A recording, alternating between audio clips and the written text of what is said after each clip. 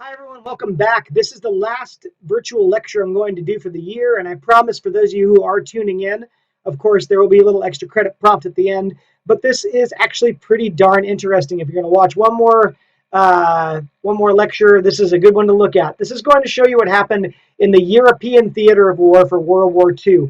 Don't have time to go into what happened in the Pacific. Suffice it to say, it was mainly Japan and the United States fighting Australia as well, and the Allies, and there was just a lot of chaos and violence. And in the end, Japan was uh, defeated after the United States used the atomic bomb in Hiroshima and Nagasaki after pushing them out of all the territories they had occupied. But that is to be touched on briefly in the stuff you looked at after this. Let's take a look at this high-speed battle map showing you what happened in the European theater of war and leading up to World War II from November 1942 to May 1945, the prelude to the entirety of World War II.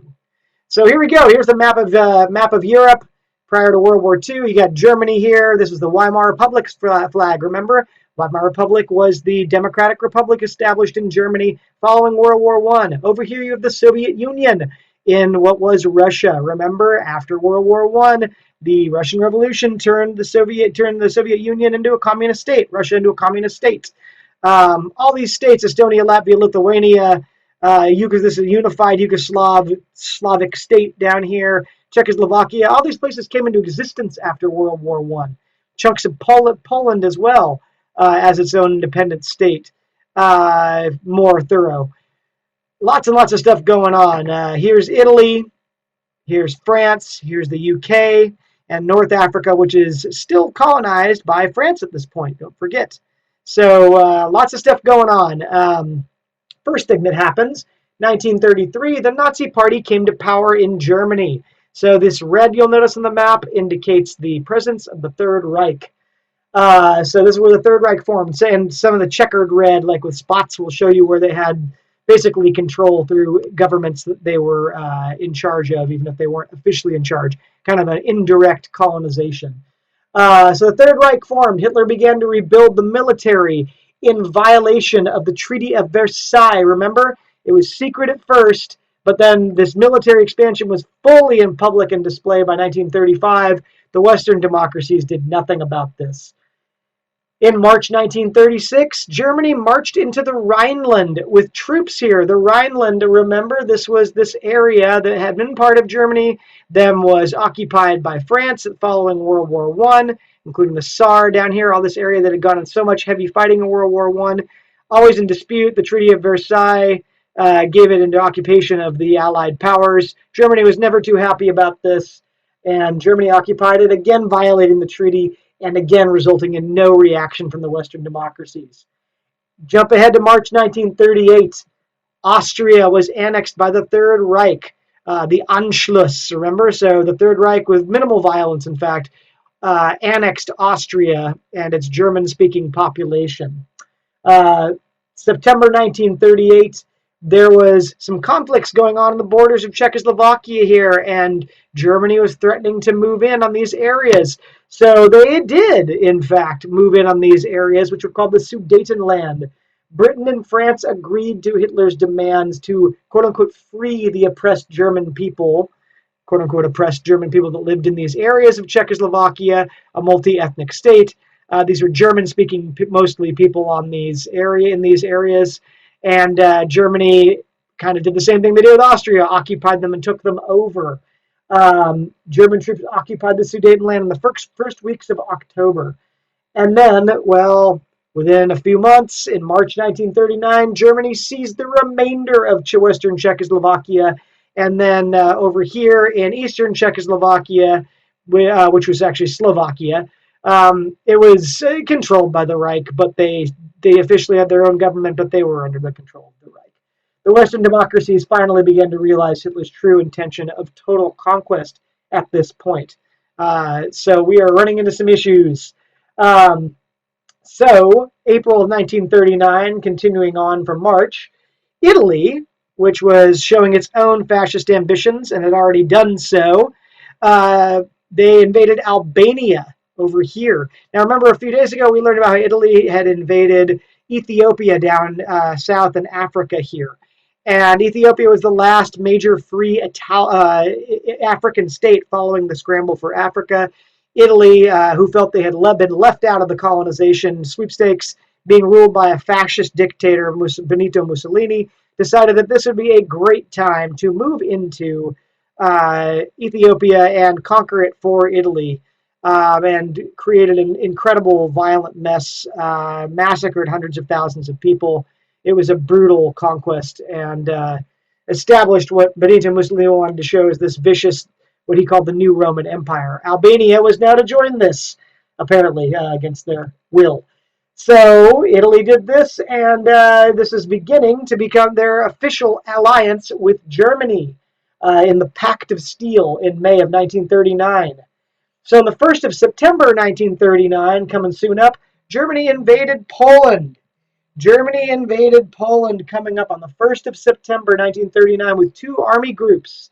On the 17th of September, the Soviet Union, who had previously signed a non-aggression agreement with Germany, which was the Molotov-Ribbentrop Pact.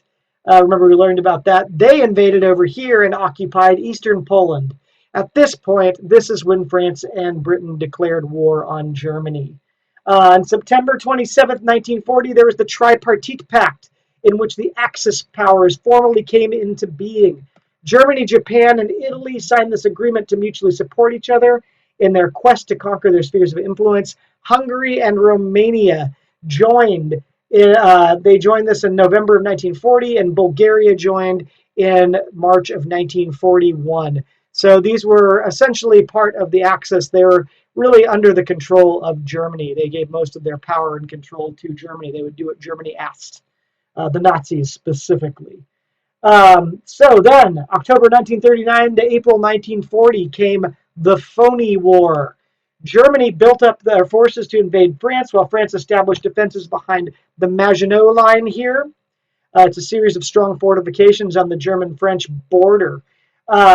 So since the Maginot Line did not extend beyond that border, the French positioned their more mobile forces, including the British Expeditionary Force, who were coming to support as allies, on the Belgian border, which would cross that border should the Germans attempt a repeat of the Schlieffen Plan that they had executed at the beginning of World War I. So this was called the Dyer Plan, that would meet and defeat any German attack trying to swing around the Maginot Line and through Belgium and the Netherlands. So that was the theory. On the 9th of April, however, the Germans didn't do what they expected. They actually moved and occupied Denmark. And then on the 9th of April and June, through June, the Germans invaded Norway by air and sea. As you can see, paratroopers, bombs, all of it. These two actions protect the German trade routes with Sweden.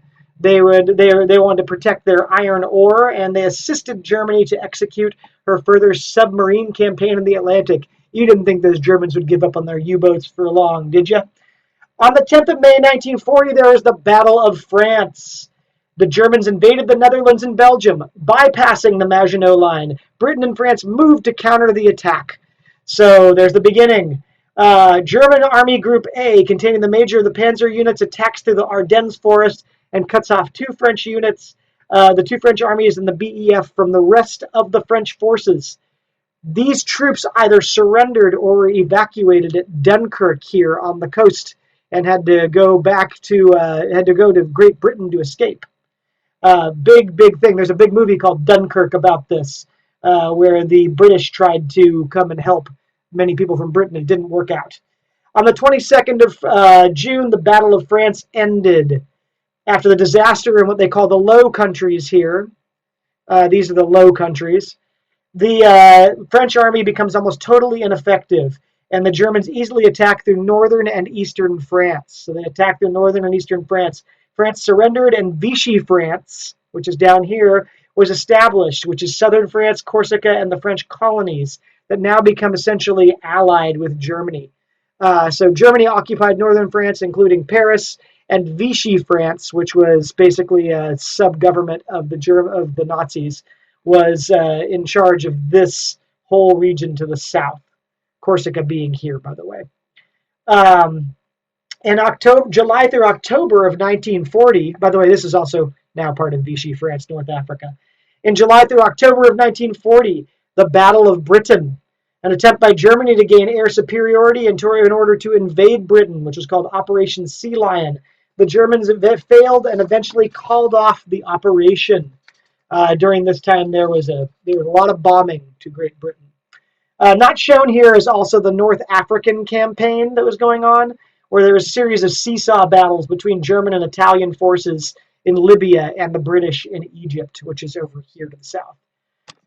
In October of 1940, Italy attempted to invade Greece, but it was actually, they failed pretty miserably.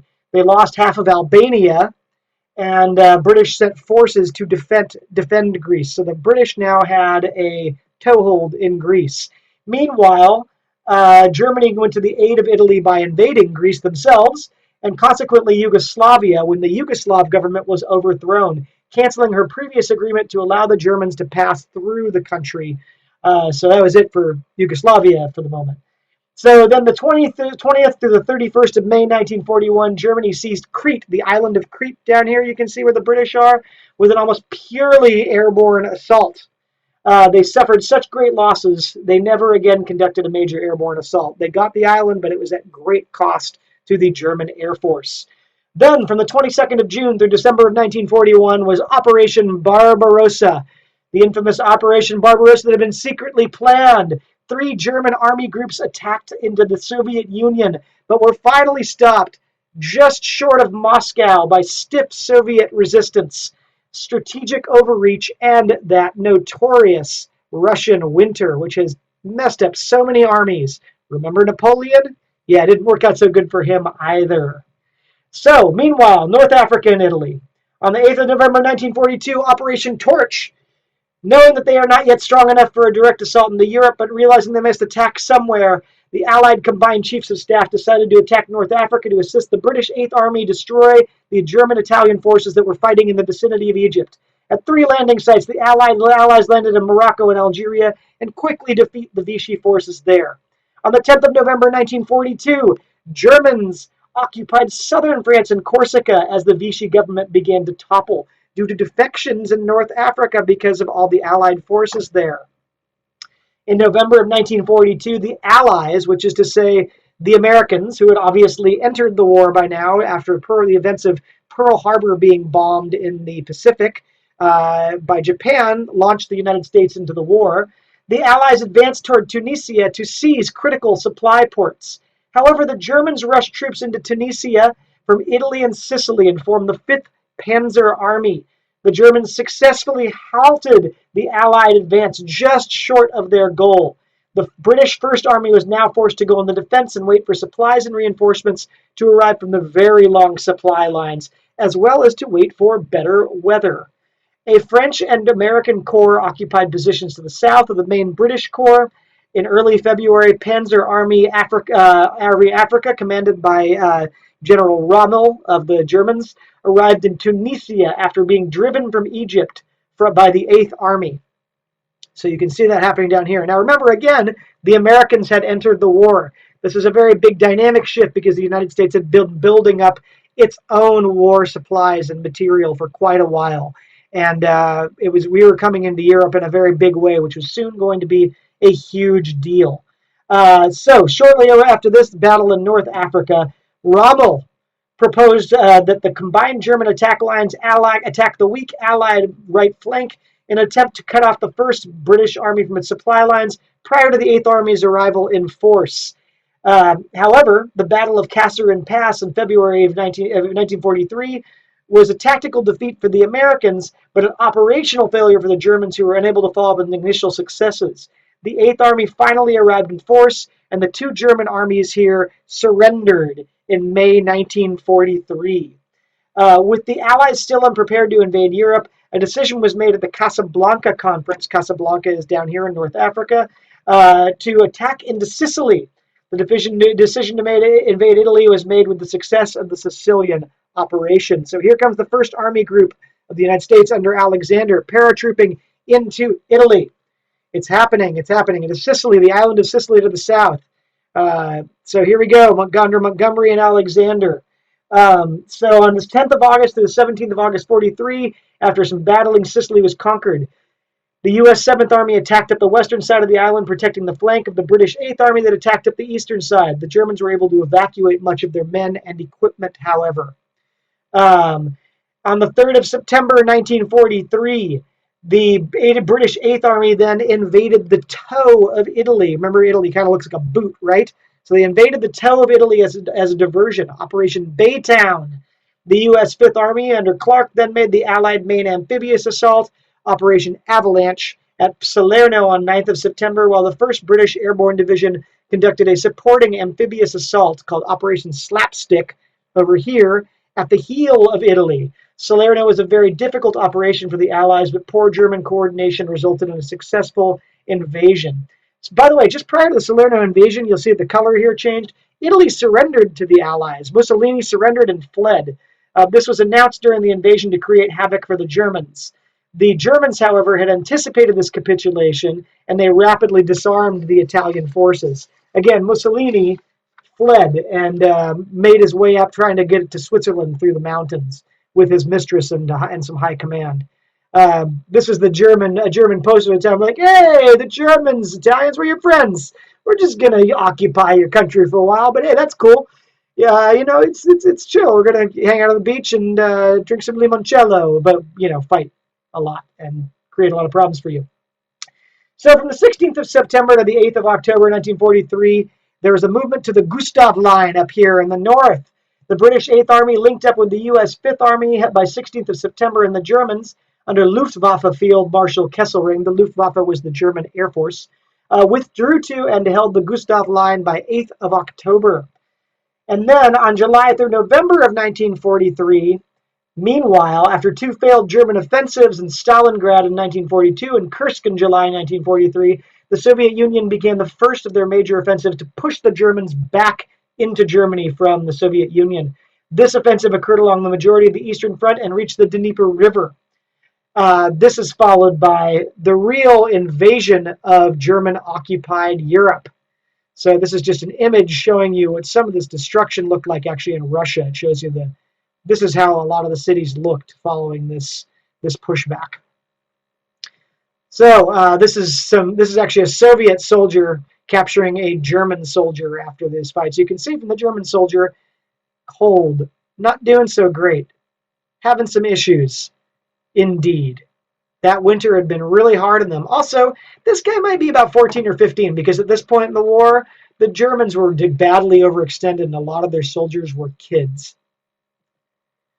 So, as we go on, the invasion of Europe. This is the start of it.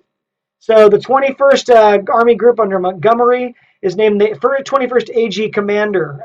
This is the Allied forces, the U.S. First Army and the British Second Army, as the final preparations for the invasion of Europe, called Operation Overlord, begin.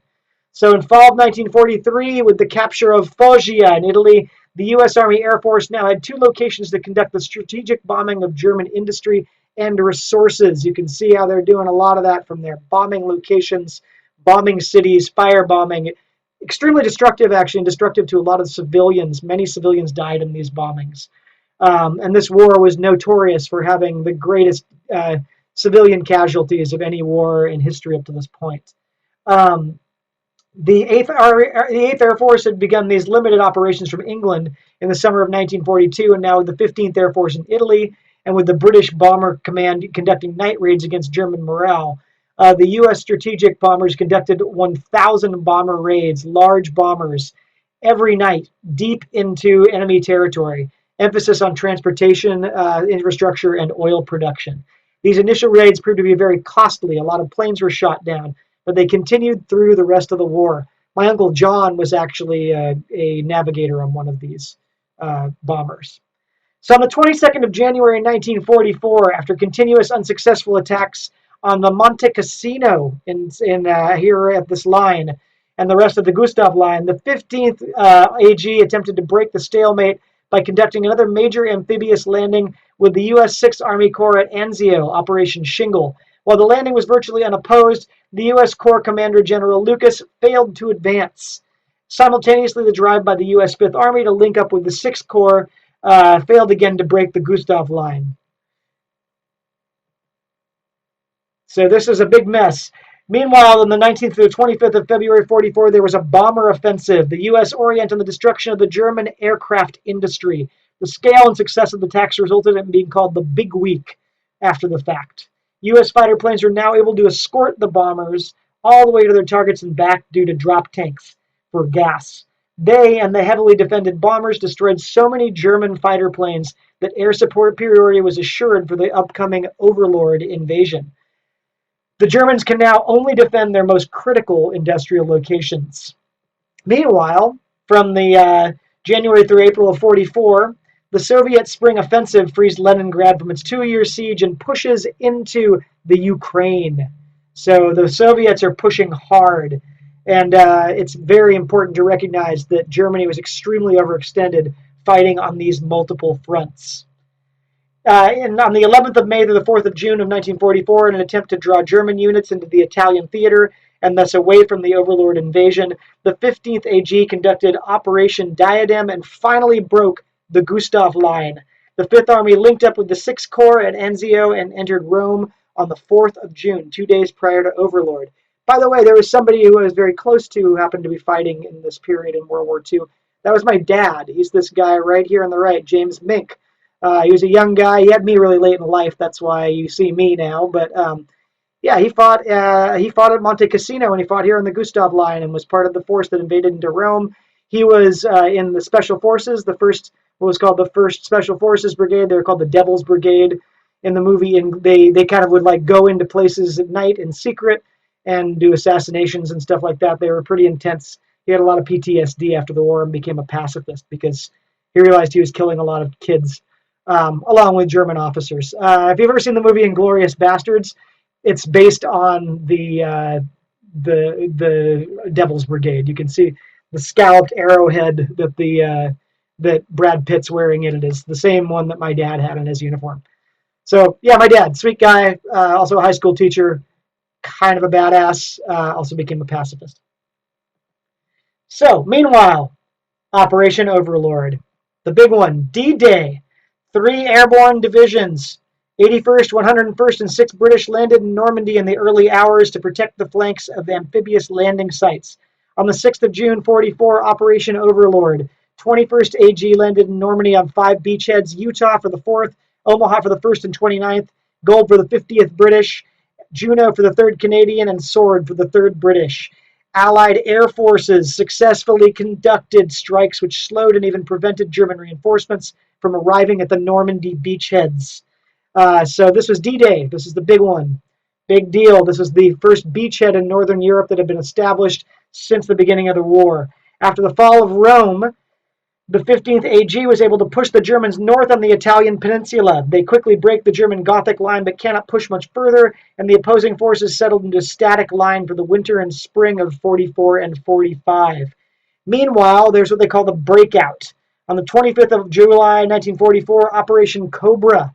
After an immense buildup of forces and the slow expansion of the Allied beachhead, the 8th and 9th U.S. forces conduct a concentrated carpet bombing mission, which assaulted the breakout attack of the U.S. Army through the very difficult Bocage countryside. On the 1st of August of 1944, with this breakout, the U.S. 12th Army Group was formed, the U.S. Army and the 3rd Army. The August of 44, Patton's 3rd Army poured through and exploits the breakout created by Operation Cobra and attacked in 2 directions, Brittany and the Seine River. With this rapid movement, the German 7th and 5th Panzer armies were almost cut off, but escaped with a large portion of their men, but not equipment. At the Falaise Gap, when the Canadian 1st Army failed to rapidly link up with the U.S. 3rd Army, Paris was liberated on the 25th of August. Big deal. On the 15th of August, 1944, Operation Anvil, the Dragoon, the U.S. 7th Army landed in southern France in support of the attack on Normandy. You can see that there. And then the Soviets in June through August of 44, meanwhile, are crushing the German Army Group Center and reaching the outskirts of Warsaw. On the 25th of August through 15th of September 44, Eisenhower takes over direct control of the ground battle from Montgomery, and the 21st and 12th Army groups attacked along a broad front toward the Rhine River. The 12th Army Group linked up with the newly formed 6th AG Divers, which contained the U.S. French 7th and French 1st Armies. Also, the 9th U.S. Army under Simpson is formed on the 5th of September and clears the rest of Brittany. General Clark became the 15th AG commander in October. Operation Market Garden. The 21st AG's attempt to rapidly cross many rivers, canals in the Netherlands. Operation Market. 101st, 82nd, and 1st Airborne British divisions were dropped to capture a series of bridges located between Arnhem and the British front lines. This is in September of 1944. From the 17th to the 20th, Operation Garden, the British XXX Corps attacked to link up with the airborne units and cross the captured bridges. The XXX Corps is finally stopped after it links up with the US 82nd ABN, just short of the British ABN at Arnhem. Only 2,200 of that surrounded division escaped back to British lines. So this is kind of a mess. One of the last failures of the Allies in the war. Meanwhile, August to December, the Soviet offensive to clear the Balkans down here in Yugoslavia, was pushing forward, and Romania, Bulgaria, and Hungary too. Romania and Bulgaria surrender and join the Allies. From the November 8th through December 15th of December 1944, Eisenhower, the U.S. main general of command, shifted the main effort to the 12 AG. So both the 3rd and 7th Armies attacked the German West Wall. This is also the time the U.S. First Army fights the costly battle of the Hurtgen Forest. The 9th Army, initially placed between the 1st and 3rd Armies, was moved to the 12 AG's northern boundary. Bradley, anticipating a future transfer of forces to Montgomery, made the shift as he did not want to lose his veteran army. Meanwhile, Battle of the Bulge and the final German defeat. Ardennes offensive, the Operation Watch on the Rhine. The Germans matched the 6th SS Panzer, 5th Panzer, and 7th Armies for a final counterattack against the Western Allies. Hitler planned to split the U.S. from the British, the lightest defended portion of the American line here. The Ardennes, which is the same location they concentrated their panzer forces to defeat the French in 1940. This attack would then continue to the coast and capture the critical supply port of Antwerp.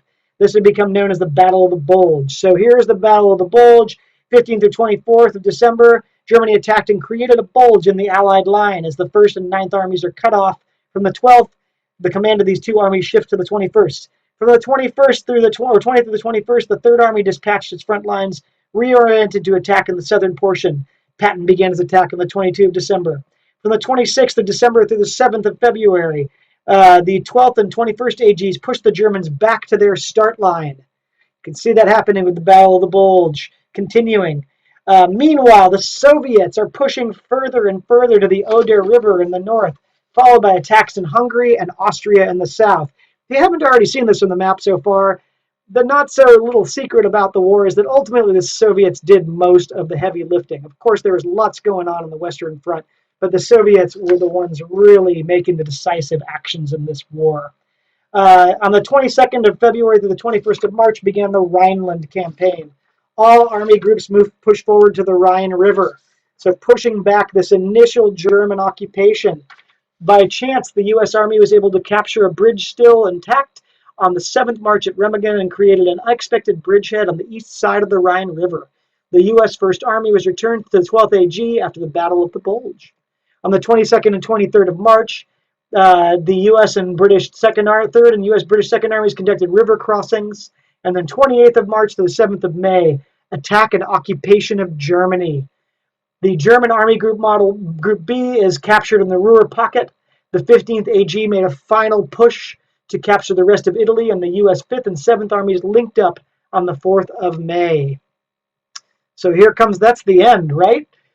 That's the end. That's it for Germany. They all moved into Berlin. So at this point, around this time, also Mussolini, who had fled up to Switzerland from the final non-occupied areas of Italy, had been actually caught by partisans, which were to say anti-fascist troops, brought back to Milan and killed and hung up in the town square. Here he is hanging with his mistress and his high command. So that's what they did to fascists when they got him. Hitler, meanwhile, was in his bunker in Berlin, which they were desperately searching for, and finally were closing in on, with the Soviets and the U.S. forces both closing in on it. This is actually an image from Hitler's bunker, where Hitler, cornered on all sides, and a couple of his commanders committed suicide. Hitler shot himself and his mistress Eva Braun. They killed themselves. and the rest of the command committed suicide as well. This is the couch that Hitler committed suicide on and where his body was found. His body was removed from the bunker by Soviet troops, and it was burned in the street with gasoline, and the ashes were scattered to the winds so that nobody could create a pilgrimage site for where his body was. So that was the end of Adolf Hitler. He was done. So in the aftermath of this, by the way, that's a SS officer's cap, Nazi army cap. Yes, that is a skull on it. The Nazis had a lot of really intense imagery. Sometimes looked like what bikers wear. They were really into death. It was what you would call a death cult. So, wow, things completely changed. So now Germany was actually occupied by the Allies. The United States occupied a big chunk of Western Germany here to the south, and Austria. To the north, Britain occupied a big area. It's the British sector. Meanwhile, the Soviet Union occupied eastern Germany, including Berlin. However, Berlin was complicated because all four powers actually ended up dividing them. France got these areas that had been continually fought over with Germany. But Berlin itself was actually divided up by the Allies. So there was there was a sector for each. There was a French sector, a U.S. sector, a British sector, and a Soviet sector. And the Western sectors, the French, British, and U.S. were all together, and then the Soviet sector was connected to Berlin. But as you can notice, that's surrounded by the Soviet occupied area, and the United States and the Soviet Union, as you probably know from a little bit of the Cold War, you might know about, did not necessarily stay super friendly for long, despite their cooperation in this war. So thanks for paying attention. What a lot you just learned. Meanwhile, out in the East, the United States was still fighting Japan and wrapping that up. Within a few months, the United States would conduct the first use of the atomic bomb, which it and the Nazis had actually been racing to develop first. And it turned out the U.S. actually ended up developing it first, but Germany got conquered anyway. And the U.S. used it on the cities of Nagasaki and Hiroshima, which ended up causing Japan to surrender rather than have a costly invasion of Japan by U.S. forces.